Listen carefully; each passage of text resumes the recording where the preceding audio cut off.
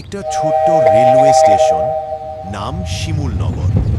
স্টেশনটা খুব জমজমাট নয়, দিনে কয়েকটা ট্রেন থামে আর আবার ছুটে যায়। প্ল্যাটফর্মের এক কোণে ছিঁড়ে যাওয়া সিমেন্টের ফাটলের মধ্যে একদিন একটা ছোট্ট বেগুনের বীজ পড়ে গেল। কারো নজরই আসেনি। বর্ষার প্রথম বৃষ্টিতে সেই বীজটা জেগে উঠল। ধীরে ধীরে গজাল ছোট্ট সবুজ চারা। প্রতিদিন ট্রেনের বাতাসে দুলে দুলে সে আরও শক্ত হতে লাগল। কেউ জল দিল না, কেউ সার দিল না, তবু চারা নিজের জেদে বড় হতে লাগল। কয়েক মাসের মধ্যে সেই বেগুন গাছ প্ল্যাটফর্মের পাশে মজবুত হয়ে দাঁড়াল। পাতাগুলো বড়, ডালগুলো ছড়িয়ে গেল। গাছটায় ছোট্ট ছোট বেগুন ধরল। বেগুনের রং ট্রেনের আলোয় চকচক করল।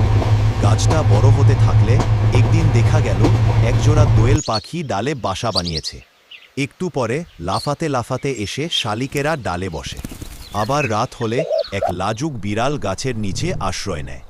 কোনো ট্রেন এলে হুইসেলে পাখিরা একটু উড়ে ওঠে, আবার শান্ত হলে ফিরে আসে। লোকজন অবাক হয়ে দেখল, এক টুকরো ফাটলের মাটি থেকে জন্মানো গাছ পুরো স্টেশনটাকে যেন প্রাণ দিয়ে দিল। যেখানে আগে শুধু লোহার শব্দ ছিল, এখন সেখানে পাখির ডাকা, পাতা।